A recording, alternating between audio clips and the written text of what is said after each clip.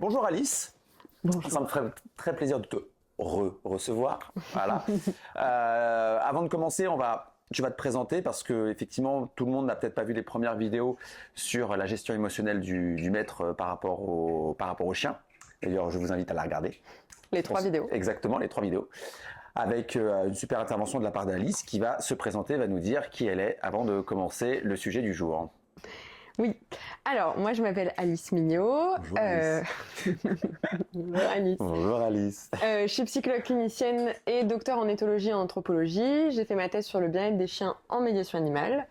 Et je me suis spécialisée en vulgarisation scientifique sur l'éducation canine bienveillante et le comportement canin. D'accord. Quand tu dis vulgarisation scientifique, c'est-à-dire qu'est-ce que ça implique en fait? Tu expliques des concepts qui sont parfois un peu nébuleux à comprendre, c'est ça? Ouais, exactement. Du coup, soit sous forme de podcast, soit sous forme de webinaire, soit sous forme de blog. D'accord. Que je n'ai plus vraiment. Et le but, c'est que moi, je lis les études scientifiques, je les traduis, je les résume et j'essaie de faire comprendre ça par le public le plus général possible, sachant que quand on écrit une recherche scientifique, le but, c'est pas forcément de transmettre aux gens lambda qui ont un chien. Le but, c'est de transmettre à d'autres chercheurs. Donc, c'est écrit de façon assez complexe, de façon parfois un petit peu... Alambiqué. Ouais, voilà. Avec des termes. Ouais, ça complique les choses et du coup, moi, je me suis rendu compte que, en fait, les gens lambda qui n'ont pas fait d'études sur la recherche, pauvres comme un mortel, en fait, voilà. 90% de la population, voilà, nous pauvres mortels, ne va pas aller lire une étude scientifique. C'est pas agréable à lire en fait. Et moi, j'aime bien, mais je sais que les autres gens non. Et du coup, je me suis dit, je vais utiliser ça pour appuyer mes propos et entre autres pour appuyer l'éducation bienveillante face à l'éducation coercitive. Comme un avocat qui va un petit peu expliquer les textes de loi, quoi. Exactement. Les articles scientifiques, c'est mes textes de loi. D'accord, ouais. Très bien, ok. Super. Moi, je vais me représenter, même si j'espère que les gens qui vont nous regarder savent en fait qui je suis. Moi, c'est Thibault Laurent. Je suis de base coach sportif. Je suis aussi pet influenceur. J'ai été connu sur les réseaux sociaux. Le premier, c'était TikTok. Avec différentes, tu viens de tuer un animal en plein direct. Donc voilà, j'ai été connu d'abord sur TikTok. Ensuite, j'ai ouvert une chaîne Instagram. Là, aujourd'hui, j'ai ouvert depuis août, depuis août, une chaîne YouTube. Et récemment, j'ai dû ouvrir un Facebook parce que quelqu'un a volé mon identité sur Facebook en prenant toutes mes vidéos de TikTok, en se faisant passer pour Coach d'outils, donc qui est mon nom sur TikTok, et en ouvrant un Facebook qu'il a appelé également Coach d'outils. Il a même mis entre parenthèses Thibault Laurent comme si c'était moi, alors qu'en fait, c'est pas moi. Voilà, donc j'ai dû ouvrir un Facebook. Donc je suis sur plusieurs plateformes, dont une où au départ c'était pas trop prévu, quoi. Voilà. J'essaye d'utiliser la notoriété de Sola et de Tsuki pour pouvoir essayer de faire voir l'éducation canine autrement, justement avec, comme tu le disais, du positif, plus de positif, plus puis même plus de vrai. Voilà. J'ai pas peur d'afficher sur les réseaux sociaux mes erreurs, les problèmes que peuvent avoir mes chiens, parce que mes chiens peuvent avoir des problèmes de comportement, d'éducation, comme n'importe quel chien, comme n'importe quel être vivant. Je me fais souvent tamponner parce que oui, on voit que vos chiens sont pas éduqués. Si, ils sont éduqués, seulement il y a des moments où, comme nous, on traverse alors qu'on fait pas attention, on sait, on connaît la loi, mais pourtant, ça nous échappe. Et voilà, J'aime la vérité, j'aime surtout que les gens puissent prendre conscience qu'on a tous les mêmes problèmes, que je suis pas éducateur canin, du moins pas encore, et que même si je fais ce que je peux pour éduquer convenablement mes animaux, ça reste du vivant, ça reste de la vie, et c'est pas forcément facile, et que crier sur son chien pour l'éduquer n'est pas forcément la chose la plus intéressante à faire, et qu'il y a peut-être d'autres méthodes, d'autres chemins, même si je dois l'avouer que parfois c'est quand même super tentant. Voilà. Oui. C'est le plus facile de hurler sur son chien. Exactement. Donc voilà, j'espère qu'on va passer un bon moment. Le thème de la vidéo aujourd'hui est un thème qui est mais ultra important. La question, elle est tellement bête, mais elle est tellement importante. C'est comment trouver un bon éducateur en positif et surtout, comment les reconnaître. Quelque part, comment trier le bon grain de l'ivraie. Voilà. Oui, c'est exactement ça. Donc, pour ça, nous avons donc Alice qui va nous parler de par ses connaissances, de par son expérience, de ce qu'elle a pu voir. Et moi, je vais un petit peu de temps en temps réagir parce que, j'ai pas peur de le dire, j'ai eu 7 éducateurs canins différents concernant cela, dont un coercitif, j'ai pas peur de le dire, mais comme tout le monde à l'époque, je savais pas du tout. J'étais tellement désespéré, ça ne fonctionnait pas, ça ne marchait pas. C'est pas mon chien qui marchait pas, c'est moi qui marchais pas. Le problème, c'était davantage moi plus que mon chien. J'ai mis beaucoup de temps à m'en apercevoir et j'ai à peu près, je peux pas dire que j'ai tout essayé, mais à un moment, on est tellement démunis qu'on ne sait pas. Voilà. Ça a duré 2 semaines, cette espèce d'essai du coercitif, avec les résultats, je peux pas dire catastrophiques, mais j'ai vite senti que j'étais pas à l'aise. Donc si on n'est pas à l'aise, c'est qu'il y a un problème. C'est pas bon. C'est un peu comme c'est un peu comme les gens qui osent pas regarder comment leur bouffe est préparée. Je pars du principe que si t'es pas capable de regarder, Oui, c'est que c'est pas bon à manger. Hein. Ouais. Voilà. Donc je t'écoute, je te laisse commencer. Ouais. Feu. Déjà, je pense que ce serait bien de définir ce qu'est l'éducation positive et l'éducation coercitive, parce que parfois on se rend pas compte. Et moi, il y a des gens qui me disent, j'ai déjà vu un éducateur en positif, alors qu'en fait le mec utilisait des colliers étrangleurs. Donc d'un côté, on a l'éducation positive qui est basée sur l'utilisation du renforcement positif, c'est-à-dire qu'on va renforcer les bons comportements et on va ignorer les mauvais. D'accord. Quand je dis on va ignorer les mauvais, parfois on me dit oui mais regarde, si ton chien il mord quelqu'un, tu vas laisser faire. Bien évidemment non. Le but, c'est qu'on n'en arrive pas là et que, effectivement, si on a un chien réactif, on arrive à plus bosser sur la gestion de la zone de confort et l'anticipation de ce qui peut arriver, plutôt que d'attendre qu'il se déclenche et de le punir avec un jet d'eau, etc. Donc, dans le positif, c'est un peu une philosophie d'éducation, je trouve, que plus qu'une méthode d'éducation, parce que moi, par exemple, Boc, il n'a pas appris grand-chose dans sa vie. Bocuse, mon chien qui est un ancien chien errant de Guadeloupe, qui est un bon gros chien de 30 kilos, éduqué entièrement en positif et en respect de sa zone de confort. Ce qui ne veut pas dire que je suis parfaite avec mon chien, attention. Mais voilà, du coup, le positif, c'est vraiment une philosophie de vie, de se dire, ok, je cohabite avec un être vivant d'une autre espèce, comment faire au mieux, et sachant qu'on doit faire des compromis des deux côtés. Donc, effectivement, parfois, mon chien il va avoir des contraintes, type aller chez le vétérinaire se faire vacciner, ou pas Boc, mais mon précédent chien, on prenait souvent le train, donc voilà, c'était le compromis, c'était c'est chiant de prendre le train pour toi, mais je vais faire en sorte que ce soit quand même quelque chose d'assez positif et de pas te rajouter du stress en plus. D'accord. Dernier point sur l'éducation positive. L'éducation positive, elle est basée sur l'éthologie, qui est une discipline scientifique qui s'intéresse à l'étude du comportement animal. Et dans l'éthologie, on a fait pas mal de recherches sur comment on apprend en tant que mammifère, donc les chiens sont compris dedans, comment notre cognition se fait, comment le chien perçoit son environnement, etc. Et du coup, si on est en positif, on est censé être basé sur l'éthologie, et du coup, on est censé utiliser des méthodes uniquement positives, pas d'outils coercitifs, privilégier le fait que le chien fasse des choix, etc. Dans le coercitif, on l'appelle aussi la méthode d'éducation traditionnelle, et c'est pas pour rien, c'est parce que c'est une vieille méthode qui repose sur des vieilles croyances. Dans ces vieilles croyances, on a tout ce qui est la hiérarchie, être le chef de meute, le chien qui va passer les portes avant nous et finir par nous dominer toute sa vie. On a de l'utilisation d'outils coercitifs, donc colliers étrangleurs et électriques, qui sont des outils douloureux et stressants. Et on a surtout l'idée on va punir les mauvais comportements. Quand le chien fait une bêtise, on va pas lui proposer de comportement alternatif, on va pas essayer de détourner, on va pas essayer de comprendre, on va le punir, peu importe ce qui se passe. Il y a aussi des méthodes mixtes qui se sont développées ces derniers temps, et c'est ce qu'on voit majoritairement sur YouTube, ce qui sont des gens qui vont utiliser la punition, donc des sanctions diverses et variées, que ce soit à la voix, mais aussi avec un pchit d'eau, une canette remplie de boulons, etc. Il y a pas un machin aussi, une espèce d'appareil. Le pet corrector. Pet corrector, hein, c'est ça. Ouais, qui a un pchit d'air dans la gueule du chien, ce qui est extrêmement désagréable et très stressant pour les chiens.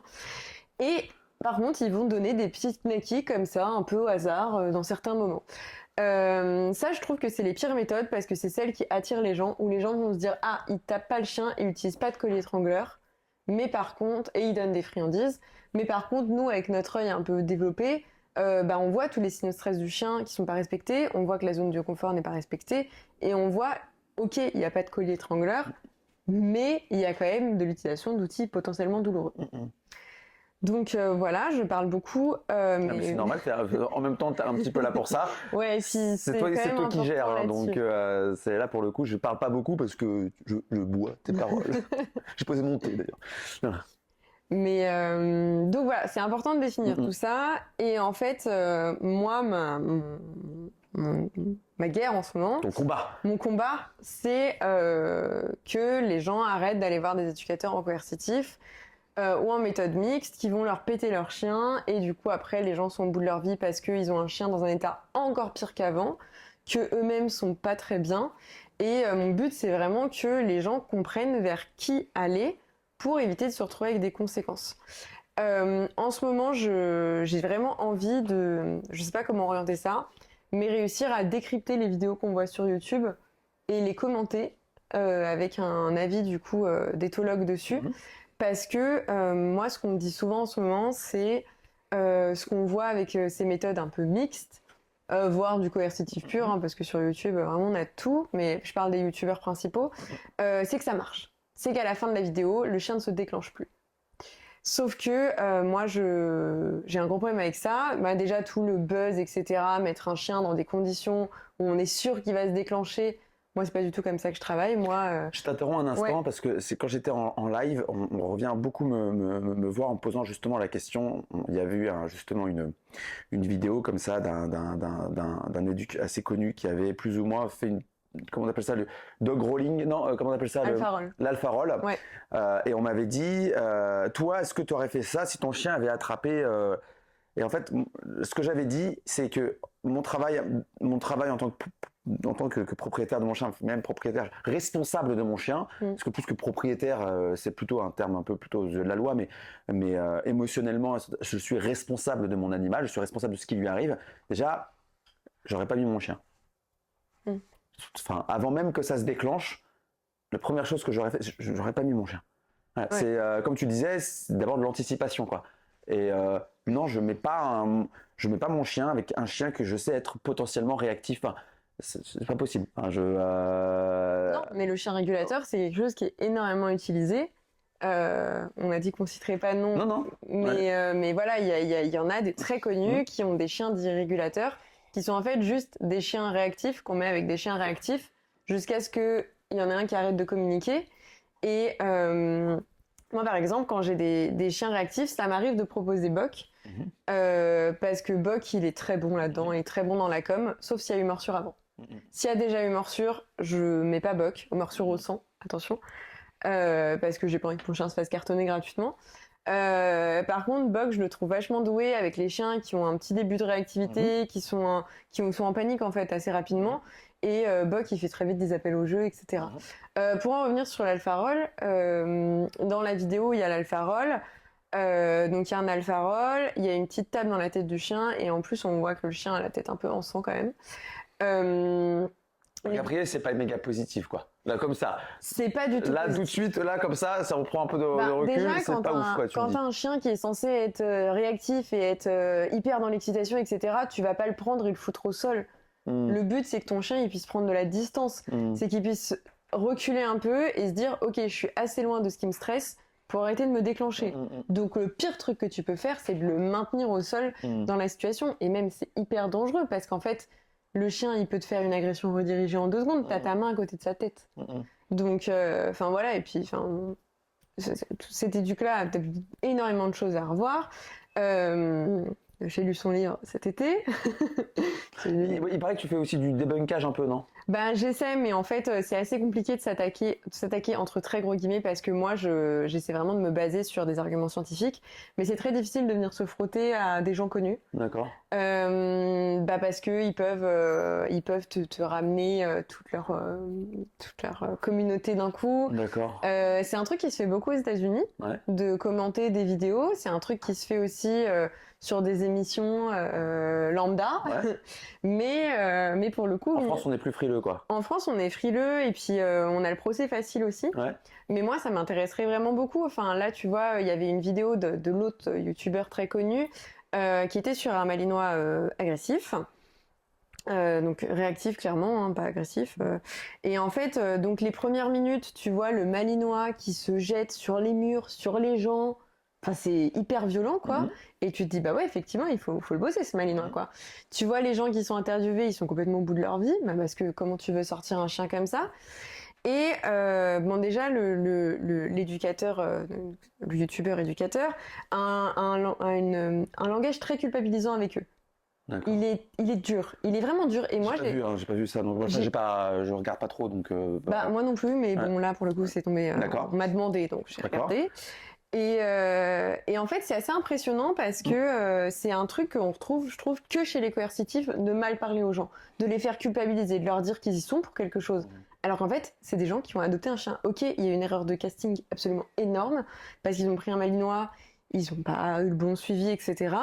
Mais c'est des humains lambda en fait, c'est pas leur boulot. Ils ont le droit à l'erreur, ils ont le droit d'avoir fait une grosse erreur. C'est ça. Mais comme n'importe qui est capable de faire une grosse erreur en fait. Et ça sert à rien de leur dire oui bah c'est parce que tu te positionnes mal, ils sont au courant en fait. Enfin moi mes clients en rééduque, c'est que ça. La plupart du temps c'est eux qui doivent faire un travail de positionnement et tout. Mais il y a des façons de dire les choses aux gens, de leur dire ah bah tu devrais te mettre comme ça marcherait mieux plutôt de dire bah tu fais quoi là. Enfin, moi, voilà, bref, ça c'est la partie traitement de l'humain où moi j'ai vraiment du mal. Et en fait, donc tout le long de la vidéo, tu vois de l'immersion et de l'immersion. C'est-à-dire qu'on prend, enfin l'immersion, marche pour tous les mammifères, même plus je pense. C'est on te prend et on te met face à ce qui te fait peur. Donc typiquement, t'as peur des araignées, je te prends une araignée, je te la jette sur la tête et je fais alors ça va? Voilà. Habitue-toi, ça va bien se passer. C'est exactement ça. Mets la main dans le seau. Ne t'inquiète pas, elle va pas te tuer. Oui, mais mets la main quand même dans le seau. Ouais, c'est surtout, ne bouge pas. Ouais. Surtout, en fait, c'est tout ce qu'on te demande. Dans l'éducation coercitive, on te dit, arrête de bouger. Et là, en fait, c'est ce qu'on demande au chien. Et moi, c'est ce qui me fait de la peine parce qu'en fait, il y a plein de gens qui vont regarder cette vidéo et se dire, bah, ça marche. Le chien, il est en immersion, il est complètement paniqué. Alors, au début, il se jette de partout, etc. Et, solution adoptée, saccade, sans collier étrangleur, mais saccade quand même. Donc, un gros coup sec sur le collier, non ferme et pchit d'eau dans sa tête. Il se passe quoi à la fin? Bah le chien ne réagit plus. Mais logique. Mais est-ce que ça veut dire que la réactivité est travaillée? Non. Est-ce que ça veut pas dire que le chien, le moment où il aura une marge de liberté, il va pas arracher le visage de quelqu'un? Potentiellement. Et la fin de cette vidéo, avec une grande fierté, du coup l'éduc leur dit ah bah vous allez au marché, j'aimerais bien que vous lui enlevez la muselière, etc. Et en fait, bah effectivement, tu vois le chien sans muselière, en train d'halter tous les... Il est vraiment comme ça. Et en fait, la nana, elle pchit d'eau à côté. Et bah évidemment que le chien, il bouge pas. Et je trouve ça dommage parce que moi, cette vidéo, du coup, quand je l'ai critiquée, entre gros guillemets... Quand tu l'as analysée. Je l'ai analysée. Avec un regard d'éthologue. Je me suis un peu énervée quand même. Ouais. Mais j'aurais peut-être pas dû m'énerver. Mais bref, ça m'énerve. Donc, au moment, voilà. Et il y a plein de gens qui m'ont dit... J'ai pas pris de petite d'eau par contre, hein, donc va falloir que tu gères tes émotions. Hein. J'ai monté à la limite, mais bon, voilà. Moi, je me déclenche facilement. Ouais, je préfère garder monté dans les mains, on sait jamais en fait. Alors, je sens le mort. Bah oui, mais tu vois, c'est exactement ça qui se passe dans la tête du chien. Mais je sais. C'est que tu te dis, ah, bah je risque de me prendre un pchit d'eau, donc effectivement, je vais pas bouger. Mais il se passe quoi le jour où t'as plus le pchit d'eau? Il se passe quoi le jour où le chien, il va savoir qu'il va pas se prendre une saccade? Et en fait, quand je me suis attaquée à ça, il y a plein de gens qui m'ont dit, non, mais lui, il a sauvé le chien, etc. Sans lui, le chien aurait été euthanasié et tout. Non. Pour moi, c'est pas une réponse. Pour moi, un chien que tu prives de totalement réagir versus euthanasie, je vois pas le point. Je vois pas là où on peut en venir. Sachant qu'on peut totalement le bosser en positif. Et en fait, c'est cette histoire de buzz, de on va le bosser en 15 jours, on va le remettre sur pied, etc. Mais non, pourquoi 15 jours en fait? C'était quoi? Elle était où l'urgence? Parce que mais c'est exactement il avait quel âge le chien? Je sais pas, je pense qu'il a 3 ans. Et ça veut dire que les propriétaires ils l'ont eu quand il était petit? Bah oui. Ouais, donc ça fait 3 ans qu'ils sont dans la galère. Ouais. Il y avait vraiment, c'était 15 jours ou rien quoi. Bah c'est un peu, mais c'est toujours ça. Hein. Mais tous les non censurés, ils marchent là-dessus et ils marchent en disant oui mais sinon le chien il a été euthanasié. Non mais il faut bosser rapidement sinon les gens l'abandonnent. Mais en fait non, enfin moi j'ai des clients, leur chien il sort pas de chez eux en fait. Ils peuvent pas le sortir de chez eux. Et quand je leur ai dit bah ça va prendre du temps, ils m'ont dit bah oui, de toute façon on peut pas faire autrement. Bah non. Voilà. Parce que moi j'ai plein de gens qui viennent comme ça sur mes réseaux, qui m'envoient des messages en MP en me disant oui bonjour. Alors ça c'est quelque chose que je dis toujours en live. des gens qui viennent me voir en disant oui bonjour, mon chien aboie sur ses congénères dans la rue, je fais quoi? En fait, dans mon cerveau, c'est compliqué parce que en fait, la question, c'est comme si je disais oui bonjour, ma voiture elle démarre pas, je fais quoi? Mais mais comment tu veux répondre à une question comme celle-ci? En fait, c'est pas possible. Déjà, pour commencer, alors, ce serait bien de poser la question à un garagiste dans le cas de la voiture et à un éducateur dans le cas du chien. Parce que je suis pas éducateur et je l'ai déjà dit, donc arrêtez de me poser des questions comme ça, en me demandant comment je fais pour mon chien, parce que ça, c'est des questions. Il faut comprendre une chose, je suis pas vraiment certain que vous vous adresseriez à un influenceur s'il s'agissait de votre enfant qui a des gros problèmes d'éducation. Je pense que vous iriez voir, j'espère pas en tout cas, vous iriez voir un professionnel, comment ça s'appelle, un psychologue, un orthophoniste si jamais c'était des problèmes de voilà. Bref, mais vous adresseriez pas à la première personne qui a priori a un enfant qui parle ou qui se comporte à peu près comme vous aimeriez qu'il soit. Donc ce que je veux dire par là, c'est que adressez-vous à des professionnels et surtout prenez le temps que ça nécessite. Arrêtez avec cette espèce d'urgence de la situation. Il y a plein de gens qui viennent me voir en disant ouais, t'as pas une solution rapide pour que mon chien arrête de tirer en laisse? Non, j'ai pas. Ouais. J'ai pas de rapide. Arrêtez de demander du rapide. Ça n'existe pas dans le règne du vivant. La nature prend son temps pour faire les choses. Voilà. Mais surtout que les gens prennent le temps pour eux en fait. Enfin, les gens ont bien conscience que eux ils apprennent pas en un jour. Pardon, je mets mes chaussures à moitié. Je t'en prie. Mais moi j'en ai, depuis qu'on a fait la vidéo pour tu le coup. Tu cherches quand même le pied, tiens, je pense. Depuis tout à l'heure, je pense que ça va aller vite. Hein. Je vais prendre un truc, j'ai un spray, je pense. Non, pour le coup si tu me quittes. Moi je suis pas le chien régime. Je vais t'envoyer du vinaigre. Ça peut durer longtemps. Parce que, pour le coup, moi, si j'étais un chien, ce genre d'éduc, mais je leur mettrais la misère par contre. Parce que aussi, c'est ça. C'est que, en fait, en termes de chien, t'as quand même plusieurs types de personnalités. Et la dernière fois, j'ai lu un truc assez intéressant sur l'escalade de la violence. Jusqu'où tu peux aller. Donc, c'est-à-dire que le chien, tu le cries dessus, il continue. Tu le frappes, il continue. Tu le pends au collier étrangleur, il continue. Tu lui balances des cailloux, des trucs et tout, il continue. En fait, l'escalade de la violence peut aller extrêmement loin avec des éducateurs. Alors, ceux sur YouTube n'ont pas ce type de pratique, en tout cas pas déclaré, mais on en a vu, enfin moi ça fait 10 ans que je suis là-dedans, des mecs, le chien il est en double collier étrangleur, au bout d'un moment le chien finit par se coucher parce qu'il peut plus respirer. Double collier étrangleur, parce qu'un seul ne suffit pas quoi. Et là tu vois, t'as des vidéos où le mec te dit ça, il te dit c'est magnifique, regardez, ça y est, il s'est calmé. Non, il est en train d'asphyxier en fait. Sola, j'ai essayé le collier coercitif, j'avais dit au début de la vidéo que j'avais essayé le coercitif. Je l'ai gardé le collier. Je l'ai toujours chez moi. Okay. Je le garde comme une sorte de, je vais pas dire de relique, mais d'aveu d'impuissance de ma part. Je le garde comme ça. C'est vraiment quelque chose que je voilà. Et en fait, ça n'a rien changé, si ce n'est briser la relation qu'il y avait entre mon chien et moi. Oui. Mais ça aurait pu le rendre encore plus réactif. Mais vraiment. Ouais. Mais vraiment, j'ai essayé 2 semaines parce que bon voilà, quand on me donne une méthode, je suis quelqu'un, moi je suis bête et discipliné, je suis patient. Malheureusement pour mes chiens, je suis vraiment très patient. Mais au bout de 2 semaines, j'ai fait non mais c'est bon, attends. En fait, déjà dès les premiers instants, j'étais pas à l'aise. Donc forcément. Ouais, mais en fait, ça dépend ce qu'on te dit parce que tu vois, c'est quand même montré au niveau scientifique que ça a des conséquences, mais ça n'a pas que des conséquences sur le cou, quoi. Ça peut avoir des conséquences sur tout le corps. Au niveau du stress, clairement, c'est comme si, effectivement, tu vois une araignée et je te mets une grosse pichenette, tu vas finir par te déclencher encore plus fort, en fait. Mais en fait, moi, j'en voudrais jamais à un propriétaire lambda qui utilise un collier étrangleur parce qu'en fait, c'est le boulot des éducs de dire ça fait mal et ça peut pas être bien utilisé et peu importe ce qui se passe, tu vas empirer la situation. Ou ton chien va effectivement finir par ne plus réagir, mais pour moi ça c'est la pire situation en fait. C'est ton chien est juste là en mode légume quoi. Et moi j'ai j'ai quand même pas mal de gens qui sont passés par du coercitif, collier étrangleur et tout machin, et j'en ai une bonne partie qui s'est rendu compte de ce qu'ils avaient fait, à quel point ils avaient pu faire mal à leur chien et briser la relation, et qui sont dans une culpabilité mais horrible.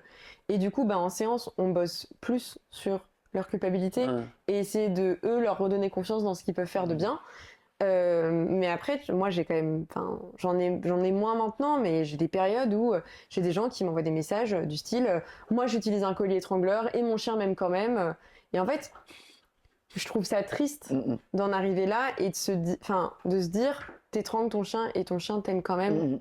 C'est vraiment que les chiens sont très dépendants de nous. Et en fait, ils n'ont pas le choix. Enfin, moi, c'est ce que je dis toujours. Un chien, s'il a le choix à un moment entre venir chez moi et avoir le droit de faire ce qu'il veut globalement et d'avoir des knackis quand il fait bien, et de l'autre côté, il a un mec qui va lui mettre une saccade à chaque fois qu'il bouge, je pense qu'il préférera toujours aller chez moi. S'il a le choix. Je suis d'accord, mais moi, c'est un peu. En fait, je trouve que cette réflexion, elle est hallucinante. C'est un petit peu comme de justifier qu'un mec bat sa femme parce que sa femme, de toute façon, elle reste. Bah, c'est un peu ça. C'est un peu ça. Ah non, non, mais moi, ma femme, elle reste. Ça fait 15 ans que je lui mets une tête comme ça tous les soirs parce que la vaisselle, elle n'est pas faite. J'avais laissé une chemise avec une tache. J'ai un rendez-vous demain. La tache, elle est toujours là. Je crois que t'as pas compris comment ça va se passer, en fait, toi. La dernière fois, t'as pas compris. C'est pas grave, on va recommencer. Mais la femme, elle reste. Donc, Oui, donc c'est qu'elle l'aime. Donc, y a pas la peine de changer de comportement, en fait. Bah non, les gars. Enfin, non. Je pars du principe que c'est pas parce que l'autre est dépendant émotionnellement que ça veut dire que ça nous donne le droit de lui mettre de le latter, en fait. Enfin, c'est pas et c'est pas parce que c'est un chien et qu'on est un humain qu'on a plus le droit de latter le chien et moins le droit de latter un enfant ou une femme. Enfin, tu vois ce que je veux dire, ou une femme pour un homme. Enfin, je sais que ça se fait aujourd'hui. Voilà. Mais ce que je veux dire par là, c'est que le fait que l'animal, entre guillemets, montre des signes d'affection encore ne justifie pas l'agression, en fait, physique. C'est marrant parce que, tu vois, là, je donne l'exemple de l'homme qui bat sa femme, et tout de suite, tu vois, je suis sûr qu'il va y avoir plein de gens qui vont réagir en disant « Non, mais est-ce que tu te rends compte de ce que tu compares ?» Bah oui, Ça va faire du mal à un autre être vivant. Ouais, parce qu'en fait, je vais même vous dire un truc, c'est que c'est encore plus violent du côté de l'animal, parce que l'animal, sans son maître, il peut pas manger, en fait, quelque part. Enfin, tu vois ce que je veux dire. Bon, après, au niveau des violences conjugales, il y a quand même toute l'emprise, etc. Non, mais bien sûr. Mais il y a ces différentes emprises, mais ça reste des emprises, en fait. Et ça justifie pas l'agression physique, en fait. Il pourra jamais se dire, ok, là, c'était la fois de trop, je me casse. Exactement. C'est pas possible. Bah, il peut pas sortir, en fait. Il va pas prendre les clés. Bon, cette fois-ci, tu sais quoi et puis, on se retrouvera au tribunal. Hein. Ça se passe pas comme ça, c'est terrible. Non. Ça se passe pas comme ça, c'est terrible. C'est vrai que, et ça, il y a beaucoup de gens qui me le disent, c'est la même chose pour la domination, on en parlait. Et quand j'avais fait une vidéo comme ça où j'avais dit arrêtez avec la domination parce que putain, la science elle a tranché les gars. Même la personne à l'origine de cette théorie a dit je me suis planté. Même lui hein. Oui, mais du coup tu vois encore ça prôné par plein d'éducs, tu vois encore ça dans des livres en 2023 d'éducs et en fait mais même la dominance c'est vraiment pour moi le truc qui est parti. Le chien vient de se retourner, de se coller au mur. Mais c'est parti d'un truc vraiment à la con, de base. C'est-à-dire qu'on a un chercheur qui a regardé des loups en captivité, pas des chiens, des loups. Et en captivité, c'était même pas dans la nature. Hein. Mais du coup, il s'est dit, ah bah tiens, il semble qu'il y a un alpha, bêta, oméga, machin, jusqu'au dernier, quoi. Et 20 ans après, il se dit, ah bah en fait, ils étaient en captivité. Et puis c'était des loups. Et il y a surtout, c'est des loups. Nous, les chiens, le seul moyen pour moi de décréter est-ce que le chien vient en système hiérarchique ou pas, et encore, c'est de regarder les groupes sociaux des chiens errants. Mais les chiens errants, c'est pas nos chiens de compagnie. Ouais. Donc c'est encore autre chose. C'est encore autre chose. Et encore, David Mensch, il parlait de loups entre eux. Ouais. Donc là, nous, on parle de chiens et on parle de chiens avec humains. Donc en fait, il y a un moment où rien ne va plus. Mais après, moi, c'est aussi ce truc-là de vouloir mettre des étiquettes sur absolument tout. Et moi, j'ai des clients où on leur a dit, ouais, votre chien, il est truc con, mais il est très en colère ou des trucs comme ça. Et moi, je dis, non, c'est un chien. La colère, c'est une émotion trop complexe. Un chien, il peut avoir peur, il peut avoir envie d'attaquer, peut-être, mais un chien n'est pas en colère. Un chien, faut comprendre son environnement, il faut comprendre pourquoi il se déclenche, etc. Et il y a vraiment un truc, moi, j'ai particulièrement du mal. Et là, tu vois, j'ai eu un commentaire aujourd'hui, c'est pas la première fois que je l'ai, et il faut que je prenne le temps de répondre, mais ça m'énerve. Parce que du coup, c'est des gens qui me disent, c'est bien de critiquer ces youtubeurs, mais nous, on a besoin de voir ce que toi, tu fais. Alors déjà, moi, j'ai rien à prouver à personne. Ouais. Voilà, clairement, c'est pas moi qui m'expose sur YouTube, c'est lui qui s'expose sur YouTube. Moi, si on a envie de critiquer mes podcasts, on croit bien aux faces. Et aussi, il y a plein de gens qui me disent, oui, mais on voit pas ce qu'ils font les positifs. Oui, mais en fait, 3/4 des positifs ont pas le budget com de ces mecs-là ont pas 10 personnes qui peuvent te suivre et te filmer. Moi, je sais pas, mes clients, quand je veux juste leur filmer un truc, mais basique sur Buck en balade, Ouais. j'arrive pas.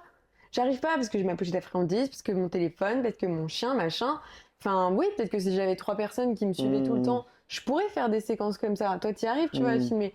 Mais c'est hyper difficile. Parce que j'ai une GoPro sur mon plastron en fait. Faudrait. C'est vrai? Ah, je te jure, j'ai une GoPro sur mon plastron. Ah ouais? En fait, j'ai un collier comme ça, aimanté, et ma GoPro, elle se colle sur mon plastron. Ok. Tiens, je vais te montrer, regarde. Je vais te montrer. Regarde. Et ça, ah bah non, parce que là, il n'y a pas le... Ça va pas coller, il n'y a pas le... T'as juste à la... l'élément. Ah mais ça, je l'ai là. Tu l'as déjà? Non. Déjà fixé? Hop. Ah, tiens. Regarde. En fait, c'est une... J'ai ma GoPro, donc ça filme en HD et tout, tu vois. Ouais. Moi, hop. Comme ça, les gens ils pourront voir un peu. Et c'est non, mais ça peut être vachement bien parce que notamment le jour où vous prenez votre chien et tout et que vous avez tendance à avoir des chiens hyper réactifs autour de vous, et au moins vous allez pouvoir. Au moins avoir les mains libres. Voilà déjà. Et puis surtout, vous allez pouvoir analyser ce qui s'est passé. Mm. Donc ça, je pose ça là, comme ça. Tac. Et là.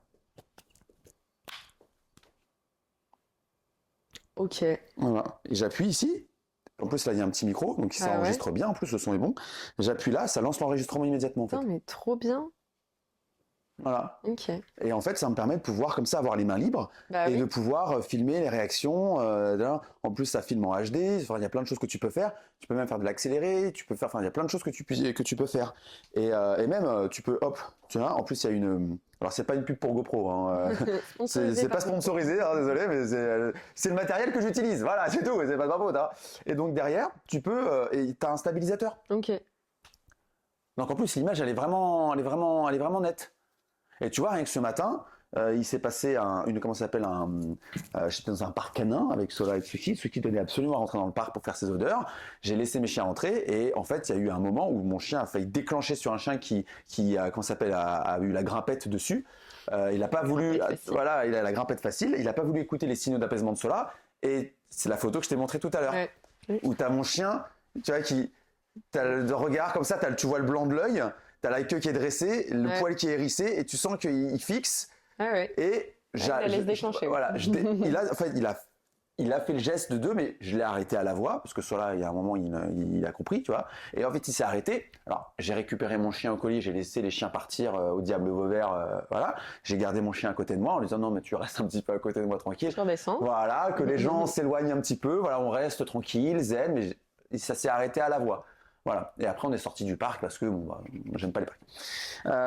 Mais voilà. Donc ça, c'est possible. Ok, bah trop bien. Voilà. Mais pour en revenir à, tu vois, moi par exemple, ça me gêne pas de me filmer pour mes clients, ça me gêne pas de filmer des séquences pour mes clients en éduc, parce que ben, en fait, c'est mes clients. Je leur apprends des choses. Par contre, ça me gênerait par exemple de faire des vidéos de travail de la réactivité, parce que ça se travaille pas pareil avec tous les chiens, parce que j'aimerais pas qu'il y ait des gens qui regardent la vidéo et qui s'inspirent de comportements que j'ai et essayer de les appliquer exactement comme ça avec leur chien, alors que leur chien fonctionne pas spécialement comme ça. Et autant il y a des trucs de base, genre la zone de confort, éviter que le chien se déclenche, etc., le décrochage et tout, mais après, chaque chose s'adapte au chien. Il y a aussi le fait que en éducation positive, la réactivité, ça se travaille sur du très long terme. Donc, on ne peut pas demander à une équipe de tournage d'être avec nous tous les jours, enfin, un jour par semaine minimum. Tu pourrais, mais il faut un budget. Pendant 3-4 mois. Ouais. Bah oui, non mais c'est ça. Et puis, enfin, nous, c'est pas du buzz, quoi. Ouais. C'est moins impressionnant, quoi. Bah, une réactivité bien travaillée, le chien n'est pas censé se déclencher. Ouais. Il peut un peu se déclencher. Parce que bah, parfois tu travailles mal ta zone de confort et tout, puis que ça vaut le coup aussi de voir à combien de mètres le chien se déclenche, mais on ne pourra jamais faire autant de buzz parce qu'il n'y a pas ce côté oh là là, regardez comment le chien est, et puis oh regardez à la fin le chien il bouge plus, parce que moi à la fin, quand j'ai fini de bosser la réactivité, mon chien il bouge encore, mais il bouge moins, il bouge pas comme ça. Et enfin, ce que je veux dire, c'est que dans la réactivité, on va pas uniquement travailler le comportement de se déclencher et d'attaquer, on va aussi travailler l'émotion qu'il y a derrière. Moi, je vais pas demander au chien juste arrête de déclencher, je vais lui dire tu peux privilégier l'évitement s'il te plaît, au lieu d'avoir envie de te déclencher, d'aller cartonner. Mais je veux aussi lui dire, regarde, la vie est cool. en fait. T'es pas obligé d'avoir envie de cartonner tout le monde. Et en fait, le fait de travailler sur l'émotion et le comportement, et c'est pour ça que c'est obligé d'être individuel, enfin, impliquer un seul binôme humain-chien, c'est comme ça que ça marche. Et en fait, le truc, c'est que moi, j'aurais trop peur en filmant qu'il y ait des gens qui essaient d'appliquer directement ça à leur chien, alors que tous les chiens fonctionnent pas pareil. Et enfin, moi, je le vois en ce moment, j'ai des chiens qui ont tous le même profil, phobique, réactif, phobique, réactif, phobique, réactif, début de réactivité à déjà réactif. Et en fait, les protocoles se ressemblent, mais c'est pas la même chose. Et il y a tout un truc moi, j'aurais trop peur que ce soit utilisé. Et c'est pour ça que je comprends pas ces youtubeurs-là qui pchitent de l'eau à la tronche des chiens sans se dire merde, peut-être qu'il y a quelqu'un qui va utiliser ça un jour, il va faire le pchit de trop sur son chien va lui bouffer la main. En fait, en plus, je trouve que c'est un petit peu paradoxal parce que j'avais vu une vidéo comme ça d'un youtubeur pareil très très très célèbre dans le monde canin et qui en fait parlait du collier étrangleur.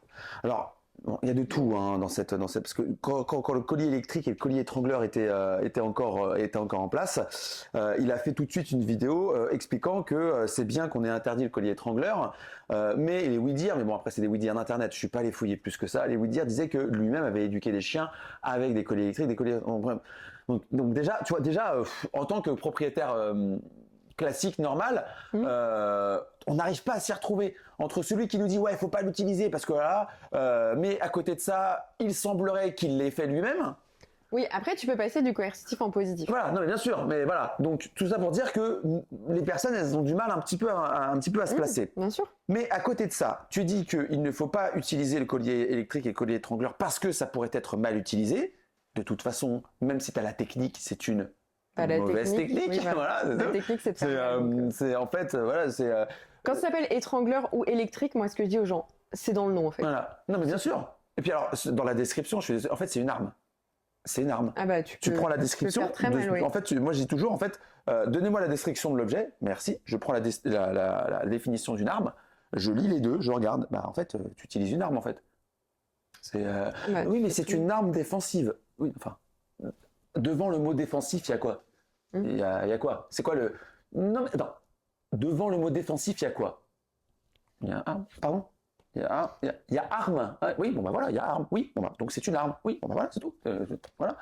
Donc moi je vois mal les parents avec des armes à la maison. Enfin, tu te souviens, à un moment, je sais pas, je me rends pas compte, je sais pas comment ça se passe. Mais tout ça pour te dire que voilà. Et à côté de ça, ils vont effectivement parfois utiliser, je sais même pas que ça se faisait des canettes, c'est ça, c'est. Canette remplie de boulons. Attention, tu la lances pas sur le chien. Tu la lances à côté. Ah, ça me rassure, c'est mieux. Mais c'est un moment j'ai fait quoi là moi j'ai des chiens en clientèle là, et j'en ai 3 qui sont passés par cette méthode là. Là notre but numéro 1, c'est que le chien arrête d'avoir peur quand ces humains rentrent dans la pièce. On en est là. Et en fait la technique c'est tu fais une montée, ça veut rien dire. Tu fais un conditionnement en fait, et donc au début tu mets des friandises, tu lances les canettes, tu mets des friandises, tu lances les canettes, tu mets des friandises, tu lances les canettes. À côté du chien, donc on n'est pas dans de la douleur physique. Par contre, c'est pour pas qu'il aille prendre les friandises ? Exactement. C'est un conditionnement où en fait, quand il entend ce bruit, il doit arrêter tout ce qu'il fait. Tu imagines, maintenant que tu t'y connais un peu plus en chien, le trauma que tu es en train d'infliger au chien. Et ce que tu es en train de construire. Tu es en train de construire un chien en hypervigilance, complètement phobique de tout.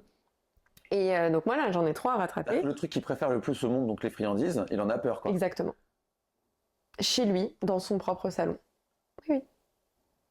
Le truc que tu aimes le plus au monde, en fait, maintenant t'en as peur. Et nous, c'est arrivé 2 fois avec Boc que Boc soit en interaction avec un chien en pleine forêt, en libre attention. Et que quelqu'un essaie de jeter une canette à côté parce que son chien avait montré les dents. Son chien avait communiqué et la meuf s'apprêtait à lancer la première fois. La deuxième fois, je crois que ça montait un peu en tension, mais en fait, elle a juste déclenché son chien. Parce qu'en fait, son chien, il a eu peur d'un coup, paf, il s'est déclenché. Donc heureusement, moi, j'ai l'œil fin, et quand j'ai vu la canette, c'est comme quand je vois le collier étrangleur, les bouteilles d'eau et tout, hop. Mais, et donc voilà, ça c'est un truc absolument ignoble. Et on a été sur ces gens-là qui disent le collier étrangleur c'est mal, parce qu'ils voient bien que c'est en vogue de dire ça, mais qui derrière vont utiliser les canettes remplies de boulons, les pet correctors, la laisse lasso, qui est un collier étrangleur en tissu, hein, faut pas se leurrer, les pchits d'eau et les énormes saccades sur le cou. Enfin, moi, ce que je dis toujours, en fait, t'es pas obligé d'avoir un collier étrangleur pour faire mal. Tu peux faire J'ai mal. déjà fait mal à mon chien. Des fois, oui. Un jour, Tsuki, elle est partie, mais genre.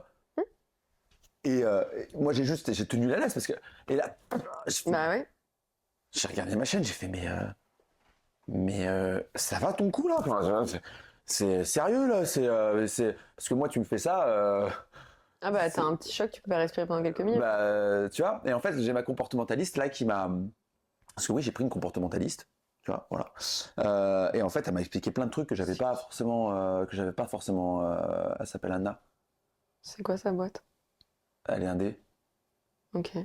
Tu me montreras. Ouais, je te montrerai. Ouais. Elle voulait trop te rencontrer. Elle est trop fan de tes podcasts et tout, mais de ouf et tout. Elle m'a dit, oh et tout. J'ai fait, bah écoute, si tu veux venir pour lui faire un coucou, le problème c'est que, bon, personnellement, ça matchait pas dans son planning. Mais en tout cas, voilà. Okay. Et en fait, donc j'ai pris une comportementaliste et tu vois, il y a deux trucs qui m'ont un peu. C'est que oui, j'étais trop. En fait, j'étais trop dur avec ma laisse sans me rendre compte.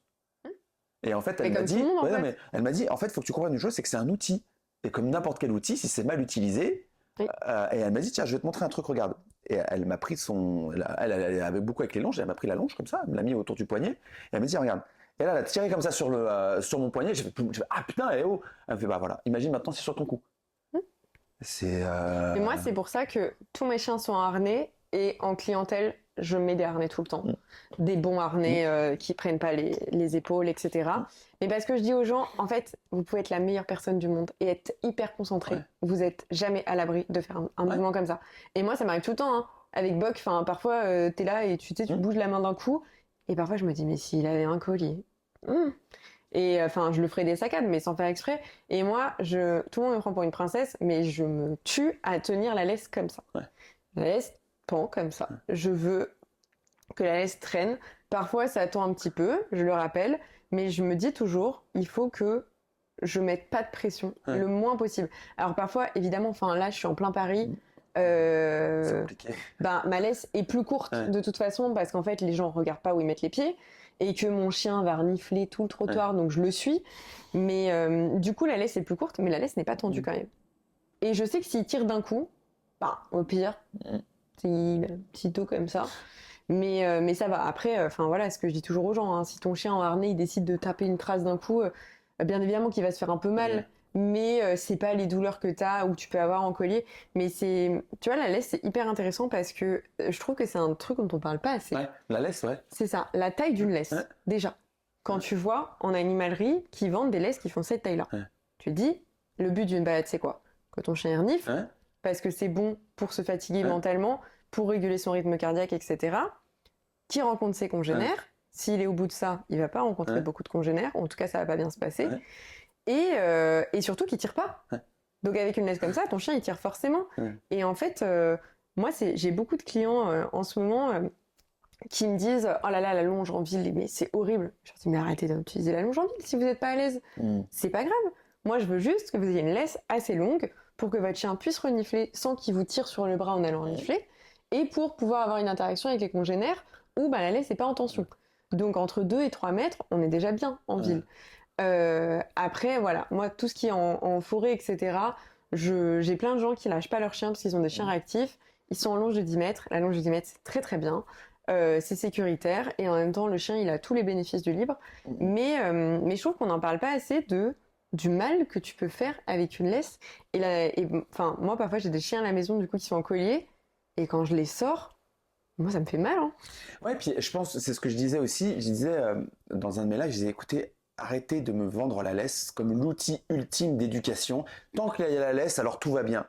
C'est un outil, et comme n'importe quel outil, vous pouvez briser. Et je pense qu'aujourd'hui, il y a énormément de chiens qui sont psychologiquement brisés par la laisse parce qu'on n'a pas su l'utiliser. On le prend, on l'attache et puis basta. Et après, on va faire ce qu'on veut. Mais en fait, non, en fait, c'est un outil et le problème, c'est que tu peux envoyer des mauvais signaux, tu peux faire mal. Bon, au-delà même de la blessure physique que tu peux... et Dieu seul sait que avec ce que m'a dit ma comportementaliste récemment, elle m'a dit vraiment Thibaut, puis surtout que t'as pas des bras, si tu veux. Enfin, tu vois, c'est pas... voilà, j'aimerais pas être au bout de ta laisse quand t'es pas content ou que t'as peur. Voilà. Et donc, ça, c'est vraiment, je tombe vraiment, je vois des gens j'ai même vu un mec dans la rue, vraiment, pour qu'il, il a soulevé son chien comme ça. Oui, ça arrive. Mais t'as le chien qui était comme ça, mais il l'a soulevé, il y avait les deux pattes qui étaient hors de... Allez. Il y a un moment, je sais pas, je me rends pas compte, quoi, comment ça se passe. C'est dur, quoi. Enfin, tu vois, et donc, pour en revenir à ce que je disais avec ma comportementaliste, il y avait un deuxième comportement que j'avais, et c'est bête, hein. Tu vas voir, il y a plein de gens qui vont me dire, mais Thibaut, ça va, tu fais une caresse. Mais en fait, c'est une caresse qui n'est pas consentie.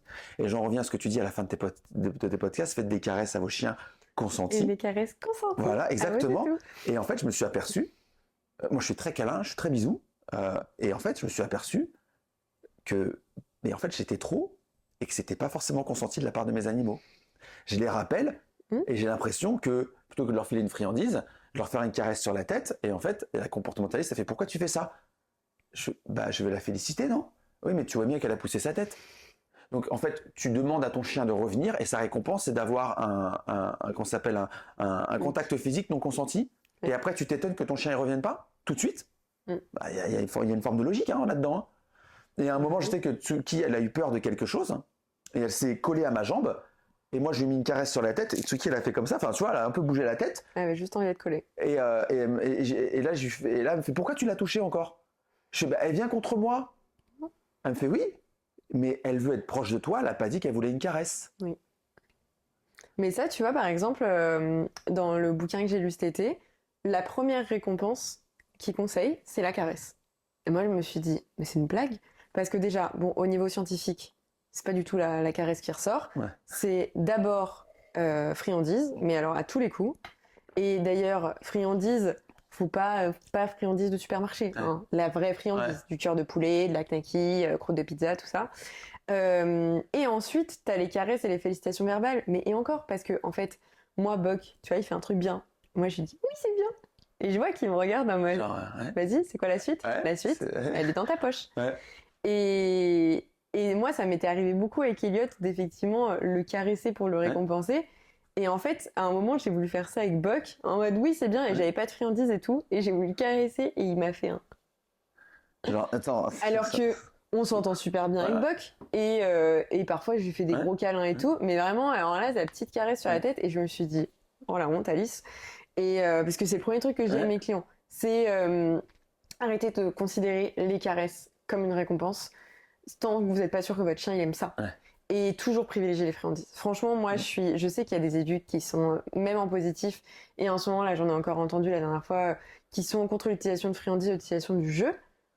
Mais pourquoi s'enlever un outil si génial? Alors, il faut aussi préciser aussi quelque chose de vachement important.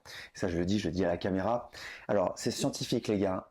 La meilleure manière d'apprendre, c'est ce que la nature a créé, c'est par le jeu. La chasse, les interactions sociales dans des groupes sociaux animaux s'apprennent par le jeu. Voilà, donc on arrête le délire, d'accord? C'est comme ça. C'est le jeu est la meilleure manière d'apprendre. Si vos gamins, ils sont capables de jouer comme des possédés par le démon à leurs jeux vidéo pendant des centaines de milliers d'heures, c'est parce que c'est amusant. Ils apprennent des techniques, c'est-à-dire qu'en termes de puissance cérébrale, l'utilisation du cerveau est la plus forte quand tu joues à des jeux de stratégie, des jeux vidéo de stratégie. C'est-à-dire que c'est même encore Moi, j'ai plus... bossé en addicto, alors les jeux vidéo comme ça. Non mais, oui, mais bien sûr, mais ce que je veux dire, l'utilisation cérébrale la plus puissante que tu aies, c'est dans des jeux vidéo. Des compétitions de jeux vidéo, les championnats du monde de jeux vidéo. C'est-à-dire que, en fait, ça te fait passer les échecs et le jeu de Go pour une grille de morpion. En termes de puissance cérébrale. Hein. Ouais. Donc, et donc tout ça pour dire que et donc ils font des calculs cérébraux mais extraordinaires pendant des centaines d'heures, des milliers d'heures, et sans s'en rendre compte. Pourquoi? Parce que c'est marrant, parce que c'est fun, parce qu'ils s'amusent. C'est tout. Voilà. Et c'est la même chose à l'école. Voilà, voilà. Et donc vos chiens, c'est la même chose. C'est pas que le jeu il est chiant, c'est vous qui l'avez rendu chiant en fait. C'est à vous d'arriver à trouver le moment de ce qui l'amuse. Il y a des chiens, ils sont amusés par une balle, ils sont amusés par, je sais pas moi, courir après ses potes. Ils sont amusés par, je sais pas moi. La dernière fois, j'avais la honte, j'avais acheté un truc super cher là, de jouets là comme ça, hein, et mon chien il a trouvé justement une bouteille en plastique avec des cailloux dedans. Bon bah, Ah bah oui. 30 minutes, hein. Oui, c'est sûr. 30 minutes. Mais après, dans le jeu, il faut aussi faire... Enfin, tu vois, moi, quand j'ai des chiens qui sont trop stressés pour bouffer, par exemple, on peut utiliser les jouets, tu vois, qu'ils aiment beaucoup à la maison. Mais dans le jeu entre chiens, alors je fais pas partie des éduques qui disent faut jamais laisser jouer les chiens. Par contre, fais partie de la team de on fait attention. Parce que faut que le jeu soit équilibré. Donc entre deux individus d'âge à peu près égal et de gabarit à peu près égal. Égaux. Oula. Égaux. Pas grave. Non, on te le pardonne. J'espère que ce sera retiré au montage. Retiré au montage. Ou pas. J'ai dit égal au lieu de égaux. Voilà. Ça arrive. Laisse-le quand même, ça lui apprendra. Mais et il doit toujours y avoir un auto-handicap. Ouais. Il doit toujours y avoir une alternance de qui gagne, qui perd. Et tu vois, moi, c'est un truc que je dis aussi aux gens qui jouent avec leur chien. Moi, j'aime pas spécialement jouer avec mon chien parce que, voilà, je suis pas quelqu'un qui aime jouer. Mais il faut qu'il gagne aussi le chien. Et je vois souvent des garçons qui jouent avec leur chien un peu staff et tout machin, et qui gagnent tout le temps à la fin. Et en fait, moi, parfois, je leur dis, bah, le but, c'est que ça s'alterne. Enfin, bien évidemment qu'on gagne à la fin, parce que notre chien, il a appris qu'il devait décrocher au bout d'un moment. Donc, bah, oui, il va décrocher de jouer. Mais c'est aussi important que le chien, il ait cette espèce de truc de, pas j'ai gagné, parce que les chiens sont pas assez intelligents pour ça. Ils n'ont pas la structure cérébrale qui leur permette ce genre de structure. Mais par contre, ils peuvent être contents, et parfois, on les voit faire les fiers avec leur truc dans la gueule comme ça. Et voilà, et ça, c'est un truc important. Et voilà. On n'a pas encore répondu à la question de comment choisir un éducateur positif. Ouais, on s'est encore ouvert, mais tant mieux. Je pense que c'était intéressant. Donc, comment reconnaître un éducateur qui est vraiment dans le positif? Voilà. Alors, la sainteté. C'est quoi les comment on appelle ça là, le terme là religieux, ce sont les bon, je sais plus. Moi, j'ai des castres à Toltec dans la tête là. Ah ouais, non, c'est pas le même. Voilà, non, tant pis, vas-y. Donc, comment on reconnaît? C'est quoi les signes? J'espère que des gens ne se fourvoieront pas et iront voir un mauvais éduc à cause de moi. Mais dans l'idée, moi, pour reconnaître un bon éduc, j'ai la façon dont il s'approche du chien déjà la première fois. Pour moi, un bon éduc, il va pas foncer vers le chien, il va détourner le regard, il va pas aller tenter la caresse directement, il va s'accroupir si besoin, etc. Il doit avoir une approche douce et pas confrontante avec le chien. Tout ce qui est non et moi je vais le mater, machin, moi j'ai 40 ans d'expérience et tout, on oublie. La façon dont il parle aux humains. Est-ce qu'il est à l'écoute? Un bon éducateur, pour moi, il doit être à l'écoute, il doit être bienveillant, il doit être dans le renforcement positif avec les humains aussi. Leur dire c'est bien ce que vous faites, plus comme ça, voilà, là on y est, etc. Plutôt que de leur dire ah bah non, nul. Il y en a qui le font. Fais-le pour moi? J'en étais sûr. Ouais, c'est ça. Non mais c'est ça, enfin voilà, un bon éduc ne met ni le chien ni l'humain en échec. Parfois ça arrive d'avoir une petite bourde, ok. Mais voilà. C'est quelqu'un qui va se baser sur l'éthologie, la vraie. Donc c'est pas quelqu'un qui va parler de meute, de machin, dominance, tout ça. C'est quelqu'un qui va parler des besoins du chien, de la zone de confort, de l'importance de renifler, voilà, de comment un chien va à l'environnement, qui va parler des signaux d'apaisement, vous voyez là dans cette interaction, votre chien il est pas hyper à l'aise. Umwelt, c'est un terme, le monde propre, ouais. C'est un terme allemand, c'est Umwelt. Je le prononce bien? Oui. L'Umwelt de von Uexküll. On peut arrêter la vidéo, là, c'est bon, là, je suis bien. Parce que je préfère qu'on reste sur cette victoire, là, tu vois. Mais le monde propre, c'est une notion hyper intéressante. Et tu vois, moi, c'est ce que je dis aux gens qui ont des petits chiens, c'est imaginez le monde à la place de la hauteur de votre chien.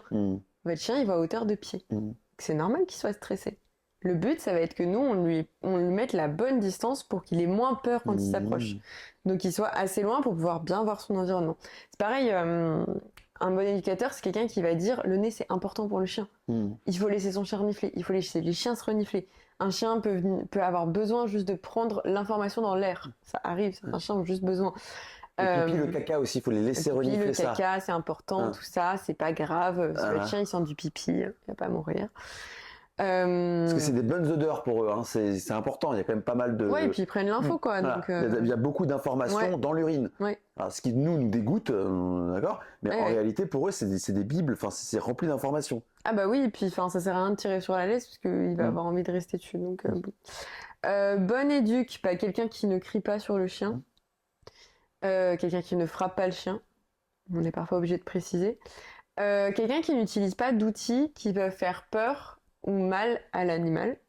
Donc on a collier étrangleur, collier électrique, laisse-lasso, licol. Donc le licol, c'est le truc qui prend juste le nez là, tu vois. Ah, j'ai vu ça. Oui. C'est une espèce de laisse avec. J'ai vu beaucoup de caniches avec ça. C'est bizarre, non?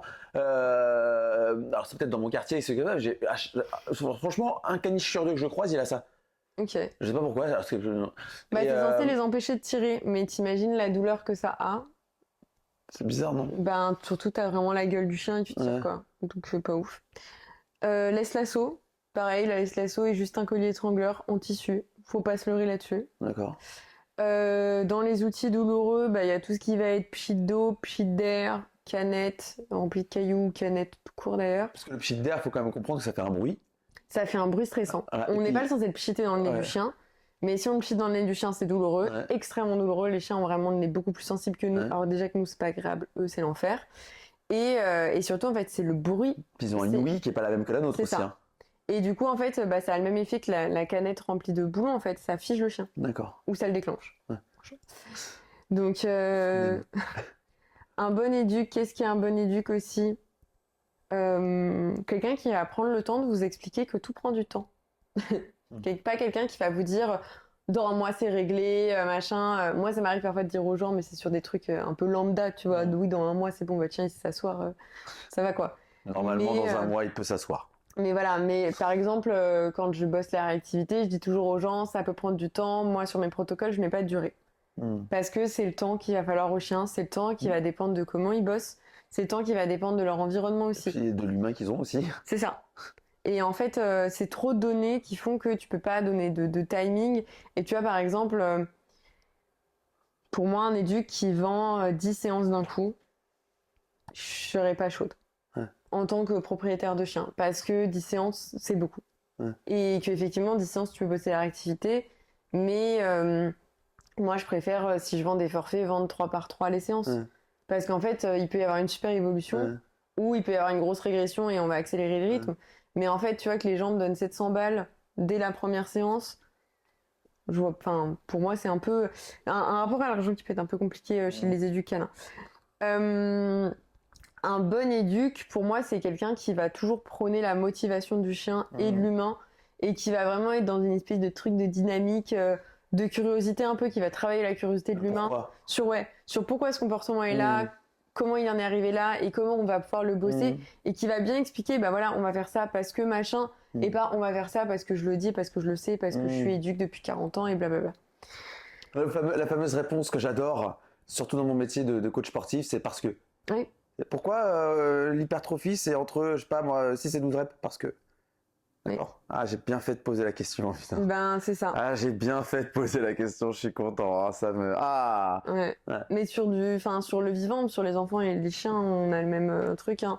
On a des gens qui vont dire, ah bah non, et ça fait 40 ans que je fais ça, du coup ça marche. Comme si la longévité de l'utilisation d'une pratique en faisait sa légitimité en fait. C'est ça. Comme si le fait qu'on fait ça depuis X temps, alors ça légitime le fait de le faire. Moi j'ai toujours, si vous regardez dans anciennes civilisations, ils ont sacrifié parfois dans des rituels humains catastrophiques des personnes au nom de divinités un peu bizarres, et ce pendant 800 ans, donc ça fait quand même 8 siècles, quasiment un millénaire de pratique.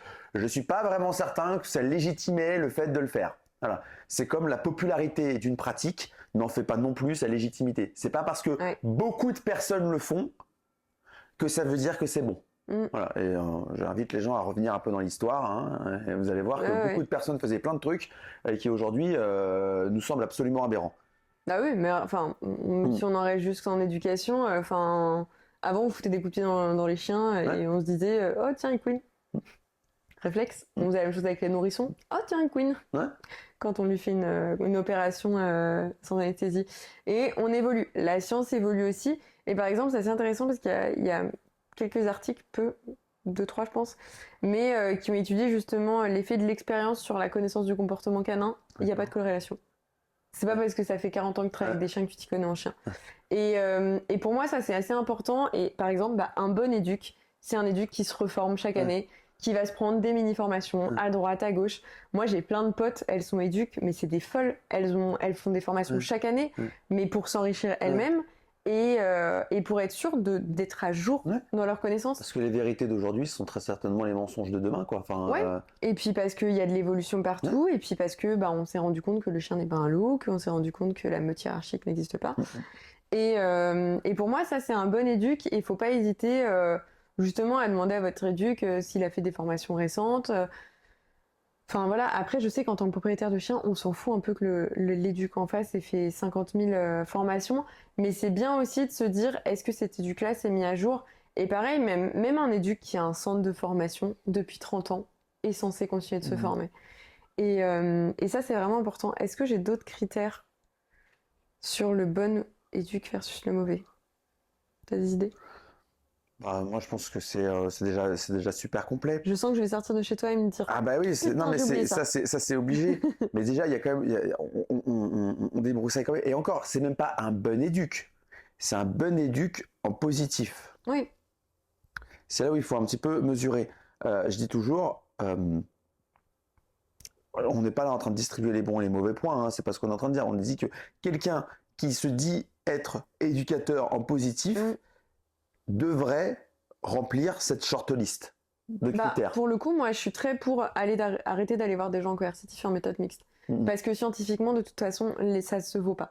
C'est le positif, reste le meilleur, l'utilisation du renforcement positif, pour le bien-être du chien, pour la relation avec l'humain, les humains d'une façon générale, et pour les niveaux d'obéissance. Parce que souvent, moi, j'ai des gens qui vont me dire « Oui, mais regardez, ils sont plus obéissants en coercitif. » Bah non, en fait, sur le long terme, ça reste nous, les positifs, qui gagnons. Et je sais que c'est une guéguerre plus ou moins utile, mais moi, vraiment, depuis que je fais de la clientèle en éduc et que tu te récupères des chiens complètement cassés par l'éduc précédent, t'as bien les boules. Oui, mais après, c'est toujours la même chose, si tu veux, c'est que je discutais, j'ai fait un podcast récemment avec une coach en parentalité, où on faisait on faisait un parallèle entre l'éducation dite positive des chiens et l'éducation positive dite des enfants, en fait. Et en fait, on faisait des approches philosophiques de départ. On n'était pas en train de dire qu'il faut éduquer les chiens comme des petits enfants, ça n'a rien à voir. C'est juste pourquoi... ça a à voir. Hein. Oui, non mais... oui, mais si tu dis ça... Oui, je sais. Et c'était pas le but du podcast, c'était plutôt qu'est-ce qui m'a poussé, moi, à engager cette voilà. Ce qui veut pas dire que j'ai pas fait plein de bêtises éducatives avec mon chien. J'ai déjà puni mon chien à l'isolement. Hein. J'ai déjà puni mon chien à l'isolement. Alors, je l'ai pas foutu dans une pièce dans le noir comme j'ai pu voir, mais parce que mon chien faisait l'imbécile, je l'ai pris, je l'ai mis dans la chambre. Voilà. Comme si tu veux, c'était quelque chose. Mais comme tout le monde, en fait, j'ai fait plein de trucs et il a fallu que je lise une étude scientifique qui expliquait qu'en fait, ça n'avait pas de sens de punir un chien à l'isolement parce que pour des raisons diverses et variées. Et tant que j'avais pas ça avec les protocoles sous les yeux, pour moi, il y avait une logique là-dedans, en fait. Il y avait une logique. Oui, mais comme il y a une logique sur les enfants aussi, à dire la punition de l'enfant qui a la tête contre le mur pendant 1 heure. Oui. Ça n'a aucun sens. Mais en fait, ça c'est aussi intéressant parce que moi j'aime bien rappeler que enfants et chiens fonctionnent de la même façon globalement. Enfin, humains et chiens, globalement, on marche tous mieux dans le positif. Et en fait, tout simplement parce que quand on est stressé, notre circuit de l'apprentissage s'éteint. Donc on n'apprend pas quand on est stressé. Et moi, en webinaire, je donne cet exemple, mais parce que je trouve qu'il est assez véridique. Quand on était petit et qu'on faisait nos devoirs, quand on n'arrivait pas, si on nous criait dessus, est-ce qu'on apprenait mieux? Ah non. Voilà. Alors que si on nous disait, ok, on fait une petite pause 5 minutes, on reprend après, viens, on va juste faire autre chose, puis après tu reviens à tes devoirs. Et en fait, c'est la même chose qu'on fait avec les chiens réactifs. C'est qu'on leur dit, ok, là c'est trop, t'inquiète, on fait une pause, on revient plus tard. Et on va y aller avec de meilleurs outils. On va y aller, tu te sentiras mieux, etc. Et en fait, en éducation positive, moi ce que j'aime bien, c'est qu'on voit que le chien il apprend, on voit que le chien il comprend, alors qu'en coercitif, on est juste sur punir des comportements. Donc en fait, il n'y a pas le plaisir de voir le chien se sentir mal. Ouais. Enfin, peut-être des gens qui aiment ça, mais enfin voilà, moi j'aime vraiment le positif. Après, il faut aussi rappeler que éduque, c'est pas une pratique qui est protégée, que n'importe qui peut être éduque du jour au lendemain. Et moi, j'ai plein de gens qui me disent oui, j'ai déjà vu des positifs, ça n'a pas marché, etc. Et souvent, quand je questionne, effectivement, ça n'a pas marché, mais parce que c'est quelqu'un qui faisait que distribuer des friandises en continu. Alors moi, je suis une pro friandise, j'en ai toujours, j'ai sûrement être dans mon sac. Mais voilà, moi, je distribue en continu, j'en ai rien à faire. Mais il y a un protocole derrière, il y a une idée. Soit on détourne le chien, soit on le récompense. Mais enfin voilà, on est en train de troquer, il y a un truc derrière. On n'est pas juste là en train de donner des friandises gratos. Et après, comme je dis toujours, il y a des mauvais partout. Et pour moi, trouver un bon éduc, c'est comme trouver un bon psy. C'est que ça n'a pas marché du premier coup, mais c'est pas pour ça qu'il faut arrêter. Il faut continuer de trouver le bon en fonction du CV, en fonction des propos tenus, en fonction du matching aussi. Parce que, moi par exemple, il y a des clients, je les prends pas parce que je sais qu'on va pas matcher dans notre personnalité, que moi je suis un peu, voilà, j'aime bien que ça roule droit et en même temps je leur fais des câlins, ça va pas. Mais parfois je sais qu'ils ont besoin d'une personnalité plus calme et je les envoie à une collègue qui est très, elle parle doucement, elle est cool, tu vois. Et pourtant, on fait le même boulot à la fin. Mais juste, je pense qu'il y a une question de matching aussi. Ça veut pas dire que tu agresses tes clients. Ça veut dire que tu es un peu plus... je suis punchy. Ouais, t'es punchy. T'es plus dynamique. Voilà. Je suis punchy. C'est plus dynamique. Voilà, je leur dis... Ah, mais t'es toujours dans l'encouragement. Ah ouais, moi, je suis toujours dans l'encouragement. Et puis, si je vois... En fait, pour moi, je considère... Peut-être horrible de dire ça, mais mes clients humains comme mes chiens. C'est-à-dire que je leur parle pas mal. Je les respecte. Je respecte leur zone de confort. Si j'ai un client qui me dit « Ça, j'arrive pas. Vraiment, ça me fait bugger. » Il n'y a pas de souci. On repasse, on teste autre chose. Je vais pas être là en train de te dire vas-y, fais comme ça, fais comme ça, c'est comme ça et pas autrement, quoi. C'est ça. Moi, je suis dans l'adaptabilité pour le chien et pour l'humain. J'ai une personnalité un peu punchy, je suis assez dynamique, je parle beaucoup. Voilà, il y a des gens, je sais que je leur casse le crâne. Oh, on a une visite. On a une visite. Changer de couche, ça. Voilà. Oh là là, c'est dur la vie. On a dormi contre le mur et maintenant on dort sur le couche. Oh mon amour. Ouais, trop belle. D'amour. Ça va? C'est pas trop dur ta journée? Oh non, c'est bon. Mais tu vois, je pense que c'est aussi important dans le choix d'un éduc de se dire, bah voilà, elle. Moi, j'ai des gens qui me contactent en me disant, j'aime bien parce que t'as l'air punchy, tu vois. Et je sais qu'on va bien s'entendre parce que effectivement, je suis punchy. Par contre, j'ai des clients qui me contactent en me disant, bah j'ai vu que t'as la double casquette psy et éthologue, et moi, je t'avoue que c'est le côté psy dont j'ai besoin là par rapport à mon chien. Et bah ok, je vais pas être là en mode au taquet, en mode vas-y, allez, fais ci, fais ça. Je vais plutôt être là en mode bon, qu'est-ce qui vous fait pleurer le soir? Allons-y, on va décortiquer ça et puis ça va aller. Mais par contre, je vois, tu vois, j'ai plein de copines éduques à Lyon. On a toutes une personnalité super différente. Et il y a des clients où je me dis, ah bah moi, ce client-là, il matcherait pas avec elle, mais toutes réunies. Par contre, parfois, ouais, j'ai des gens qui me contactent, je me dis, je pense que ça passera mieux avec elle. Et effectivement, à chaque fois, ça marche mieux. Mais pour ça, il faut avoir le bon contact. Il faut... moi, j'ai plein de gens qui me contactent en visio, du coup, parce que dans leur région, il n'y a personne. Et effectivement, tu as des zones qui sont vides en positif, quoi. Il y a les gros coercitifs, les gros clubs canins. Par contre, tu n'as pas de positif à côté. Alors, voilà, moi, j'aime bien bosser en visio. Ça me permet de travailler avec des gens dans toute la France et dans le monde entier. Mais voilà, parfois, tu as des gens, ils ont besoin d'un accompagnement sur place. Tu penses qu'on peut avoir un bon éducateur canin en positif dans des séances de groupe? Elle est dure, hein, cette question. Hein. Elle est dure hein, quand même. Hein. Je pense que oui. Ouais. Mais en petit groupe.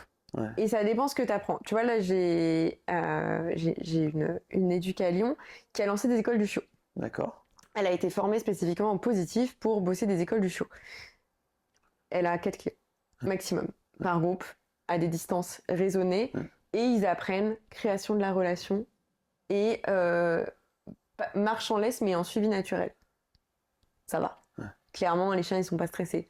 Par contre, effectivement, moi je pense que je vais faire du collectif quand je vais déménager, parce que je trouve qu'il y a un truc intéressant, si t'as que des... pas avec des chiens réactifs bien évidemment, mais tu vois, si t'as des chiens cool entre eux, ils peuvent s'apprendre des choses.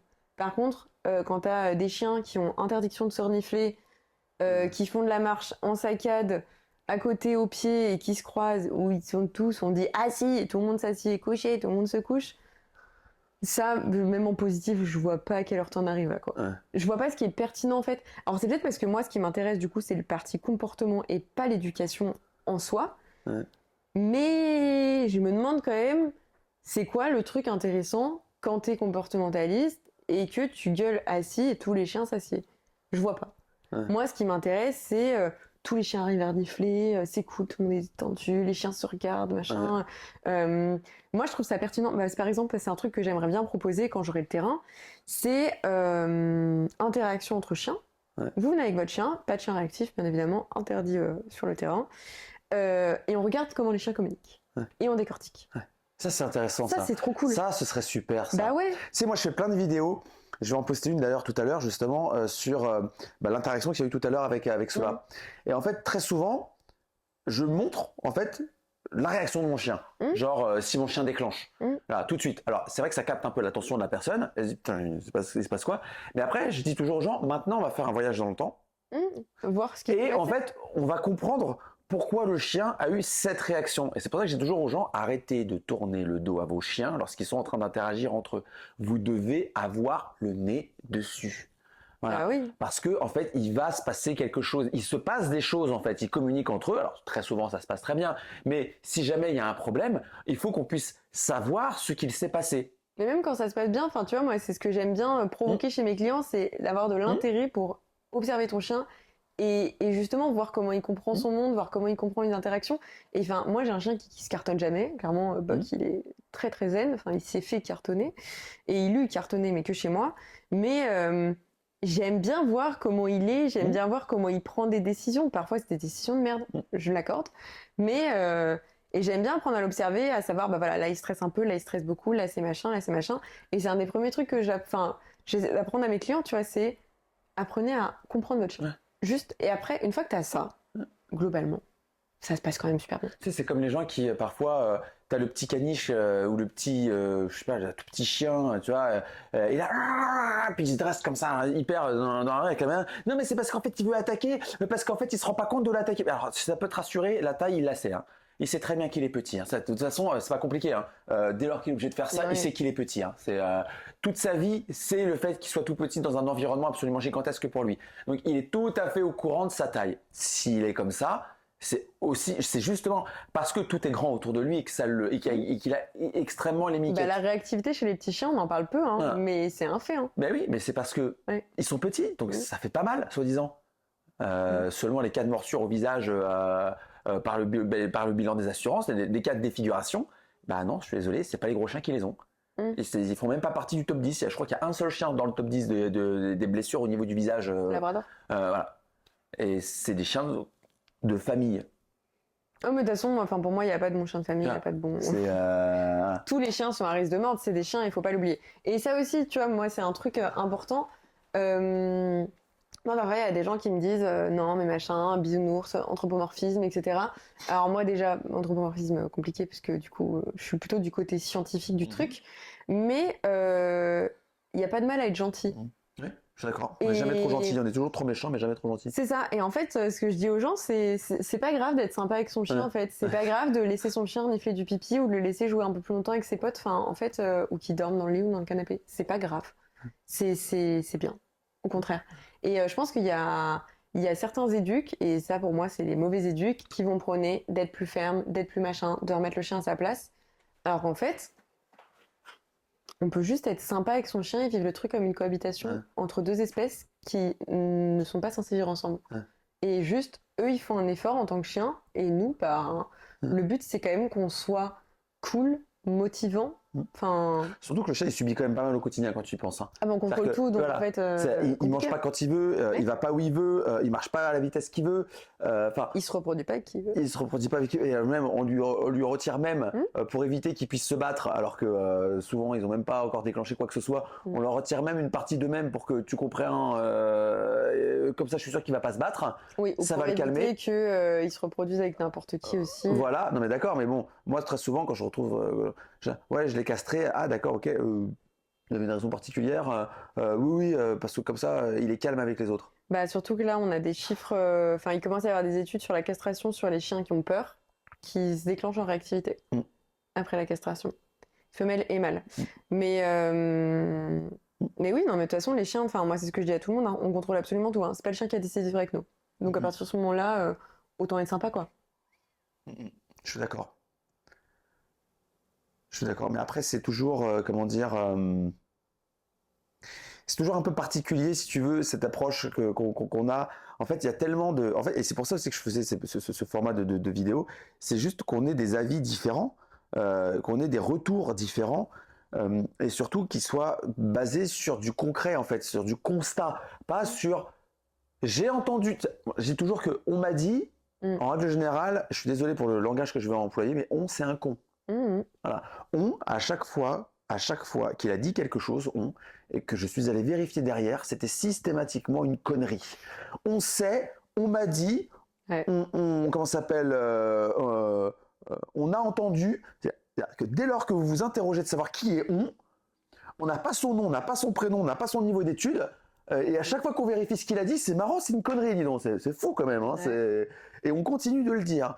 Et donc c'est vraiment très compliqué. Donc notamment sur les points qu'on a abordés. Il faut être, on sait qu'il faut être sévère avec le chien, mais en fait, encore une fois, c'est pas parce qu'on n'est pas sévère avec lui qu'on est permissif de tout, en fait. Ah, mais moi, ce que j'ai toujours, hein, on peut mettre un cadre sans violence et sans être ferme et sans. Enfin, moi, Boc, non, si un jour il a envie de traverser la route pour aller manger. Oh là là, ça, je commence à fatiguer.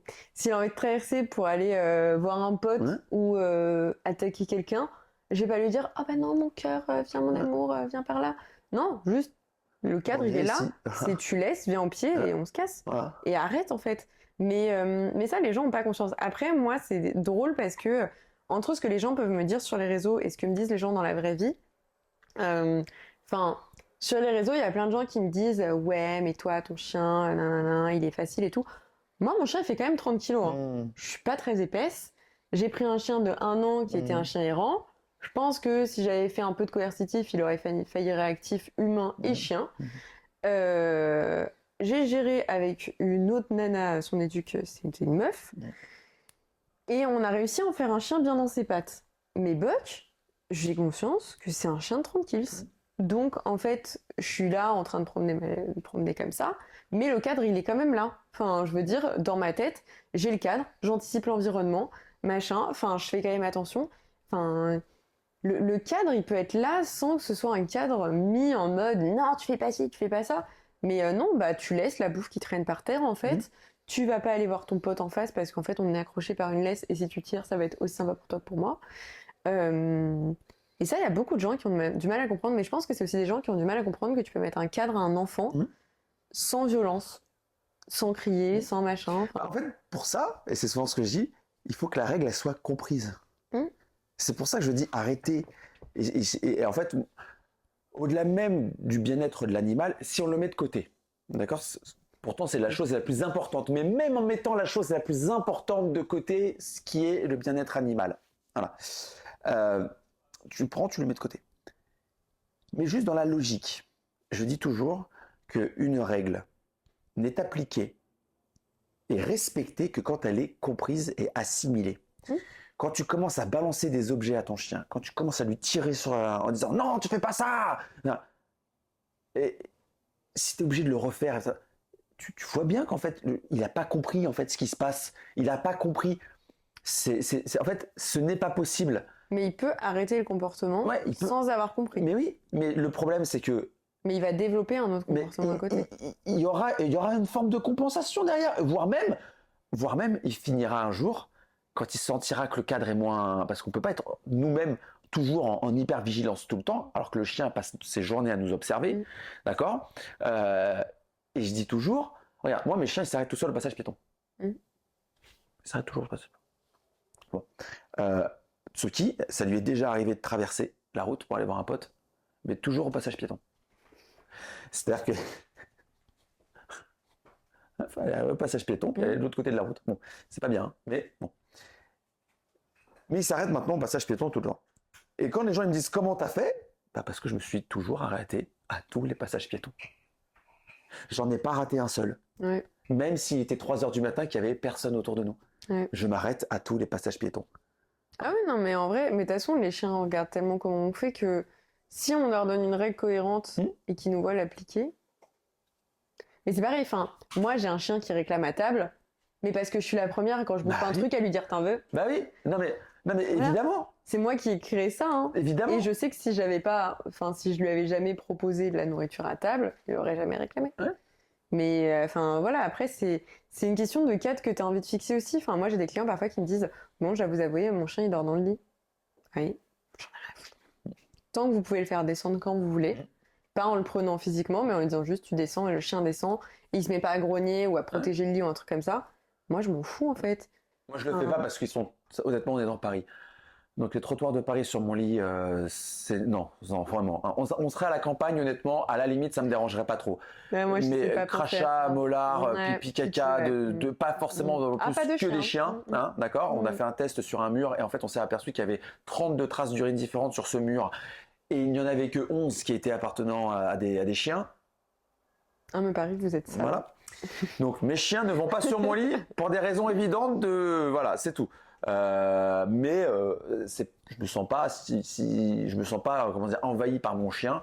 Non, s'il mais il monte peut y sur avoir mon lit, des raisons. Enfin, ouais. moi, si les gens me disent, je trouve ça dégueulasse d'avoir des poils dans mon lit, ou je trouve ça dégueulasse Mm. que mon chien marche par terre, il vienne dans mon lit, il n'y a pas de problème. Mm. Moi, c'est juste que la raison, faut pas que ce soit, il va prendre le dessus sinon. Là, je suis pas d'accord. Ouais. Ce sera jamais, enfin, le chien peut pas prendre le dessus en dormant dans le lit. Par contre, effectivement, t'as des chiens qui vont se mettre à protéger le lit. Ouais. Mais qu'est-ce qui s'est passé pour que ton chien il en arrive à grogner, à pas vouloir descendre du lit? Ça n'a rien à voir avec de la dominance, c'est juste que ton chien, il y a un truc qu'il a pas compris. Ouais.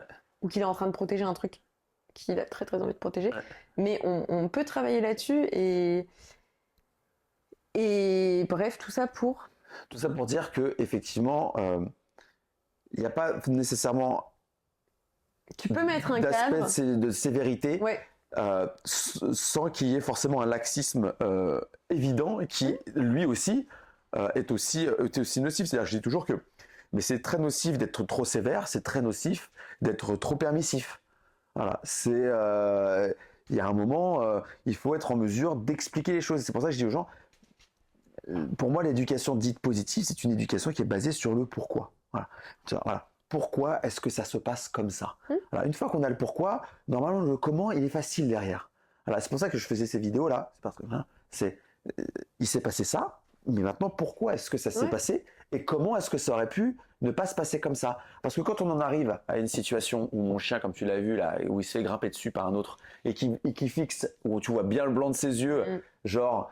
Alors là, mon gars, t'as environ 1 seconde et demie, voilà. Et après, je réponds plus de rien. Ne pense même pas à me remonter. Là. Non mais voilà. Le problème, il est que je connais l'excitation de Tsuki. Je sais que Sola n'aime pas que Tsuki soit excité autour des autres chiens parce qu'il a sait être très, parfois un peu, tu vois, un peu harceleuse, quoi. Elle n'arrive pas à se maîtriser, tu vois. Même si le chien lui fait comprendre que c'est stop. Donc Sola, lui, très souvent, il arrive et il se met entre les deux chiens et il pousse Tsuki sur le côté en disant mais maintenant ça suffit. Et en fait, à jouer avec plusieurs chiens, il y en a un qui n'a pas voulu que Sola s'interpose et il s'est passé ça. Mais j'aurais dû en fait l'anticiper, je l'ai vu en fait. J'aurais dû intervenir plus vite. Vous étiez en parc. Voilà. Vous pouvez rien. Voilà, de toute façon, voilà, de base. Donc, mais voilà, tout ça pour dire que mais j'aime bien cette vidéo parce qu'elle me permet de comprendre déjà pourquoi est-ce que mon chien a réagi comme ça et surtout moi qu'est-ce que j'aurais dû faire en anticipation pour pas que ça se passe parce que effectivement pour moi j'oppose toujours le coercitif avec le positif en disant le positif il anticipe, il est dans l'anticipation, le coercitif il est dans la réaction. Le but c'est que je gère ta réaction en fait. Oui mais en fait moi ce que je voudrais c'est qu'il soit pas dans cet état d'esprit en fait. Voilà, voilà. Sachant que il y a un truc important à rappeler, c'est qu'on peut pas contrôler tout l'environnement et que parfois on a beau essayer de super bien anticiper, ça se passe mal et c'est pas grave. Mais parce que moi je m'apprête à vivre ma semaine parisienne avec mon chien, je sais que ça va pas être tout beau, je sais que ça va pas être tout rose, je sais qu'on va avoir des interactions pas folles, mais on fait au mieux avec l'environnement qui est proposé. Donc voilà, quand c'est Paris, on fait avec. Et je pense qu'on va pouvoir mettre fin à la vidéo, mais la première chose, à mon avis aussi, qu'on va vraiment se mettre pour choisir son éducateur positif, c'est de se dire, c'est que l'éducateur, il vous fait comprendre que, en fait, vous avez le droit de vous tromper. Ouais, bah, totalement. Voilà. Ça, quand votre éducateur vous dit, écoutez, vous ne pourrez pas tout contrôler, le but c'est d'anticiper un maximum, vous êtes responsable de votre chien, mais à un moment, si vous voulez, il y a, comme dans votre vie, vous êtes responsable de vous-même, et ben il y a des choses que vous ne maîtrisez pas, et il va falloir derrière réparer arranger, modifier, mais vous avez le droit de vous tromper. Ouais. Voilà. Ça, c'est les gens qui vous diront vous n'avez pas le droit à l'erreur, il faut que ce soit parfait. Un chien, c'est au doigt et à l'œil. Ouais. Bah, Et à la moindre liberté, vous allez voir qu'il va prendre le dessus. voilà, exactement. Bah écoute, voilà. C'est bon, tu passes. C'est un chien, c'est au doigt et à l'œil. Je disais, c'est comme quelqu'un qui me disait, ouais, ton chien, en fait, il est sans laisse, mais il est à 2 mètres de toi. Bah oui, c'est le Bah, principe. pas regarder tes pieds. Non mais c'est pas ça, c'est le principe du sans laisse, c'est qu'il soit un petit peu quand même, voilà. Si c'est le tenir en laisse à moins d'1 mètre de moi, enfin, si c'est pour qu'il soit à moins d'1 mètre de moi, bah je lui mets la laisse, hein. En soi, enfin, tu vois ce que je veux dire. Si je le promène sans laisse, c'est pour qu'il ait comment ça s'appelle, un environnement un peu plus libre, voilà. Donc c'est pour ça que je dis le doigt et à l'œil. Bah déjà, ça marche pas avec nous, êtres humains, sachant qu'on est quand même des êtres de raison. Alors, des chiens qui ont moins de raison, ça ne veut pas dire qu'ils en ont pas, mais qu'ils en ont beaucoup moins. Bah, les gars, non. Voilà.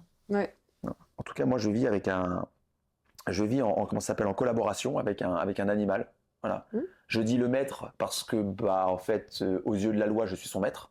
Surtout qu'on n'a pas de mots. Moi, Ouais. je dis le référent, mais c'est pareil, parfois, c'est un peu. Non, je dis parfois, je dis papa, mais c'est pour me donner une image d'autorité, on va dire un peu plus souple, quoi. Tu vois ce que je veux dire?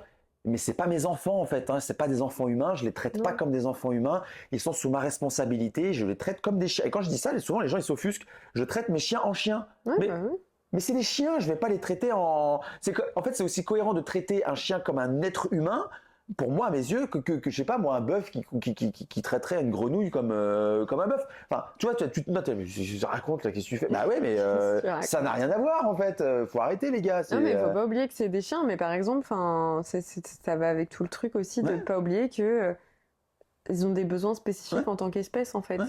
Et que nous ne sommes pas leur dieu sacré sur Terre et que le but, c'est justement qu'on les aide à répondre à des besoins. Mais je suis très d'accord sur le fait qu'un bon éduc doit vraiment dire aux gens que... Enfin, moi, j'essaie de le faire tout le temps. Parfois, je dois oublier. Mais dire aux gens, voilà le protocole. Dans l'idée, ça se passe bien. Ouais. La vérité, c'est qu'il va y avoir des petits problèmes. Ouais. Mais le but, c'est que on part du principe qu'il va y avoir des petits problèmes, mais qu'on va trouver comment les gérer. Ouais. Et c'est pour ça que moi, ça m'énerve, ces espèces de trucs de méthode miracle, parce qu'il n'y a pas de méthode miracle. Il n'y a pas la méthode, en fait. Bah, ça n'existe pas. En fait, si elle existe, le mec qui la sort, bah, il la copyright et je pense en 3 jours, il est milliardaire, je pense. Hein. Bah oui, et puis d'une façon générale, c'est le renforcement positif, mais chaque situation, chaque binôme, parce que c'est pareil, quand t'es en éduc, t'as le chien, ok, mais t'as surtout l'humain bossé. Et moi, je vois mes humains en clientèle, ils sont tous très cool, mais ils ont tous des personnalités hyper différentes et je peux pas leur demander les mêmes choses à chacun. Et mais c'est pour ça un bon éduc, c'est quelqu'un qui est aussi flexible et qui va pas dire non, moi je fais ça à tous les coups, ça marche. Puis au cas par cas. C'est ça. Voilà. Ça aussi, c'est un truc, dites-vous une chose, c'est qu'un chien, c'est une personnalité qui est propre. J'ai beaucoup de mal, moi je le vois avec mon métier, en tant que coach sportif, on aimerait justement standardiser la chose. Tu veux des pectoraux, tu veux des bras, tu veux des épaules, tu veux ceci. Déjà, on sait même pas pourquoi souvent, mais il en faut. Hein. Ok, d'accord. Et en fait, tu fais ça et ça marche. Mais en fait, déjà non. Voilà, pas forcément. Voilà. Et c'est la même chose avec les animaux, c'est-à-dire que non, pas forcément. Il n'y a pas de méthode miracle. La méthode qui. Mais non, mais les gars, parce que si elle existait, la méthode pour. En fait, on sortirait pas 50 études par mois. On sortirait pas. Il y aurait pas des podcasts, des chaînes YouTube à chaque fois différentes. Il n'y aurait pas, je sais pas combien d'éducateurs différents. En fait, tu sors là. Je suis désolé, hein. Je vais un peu troubler l'audience, mais les gars, on va se mettre d'accord. Hein.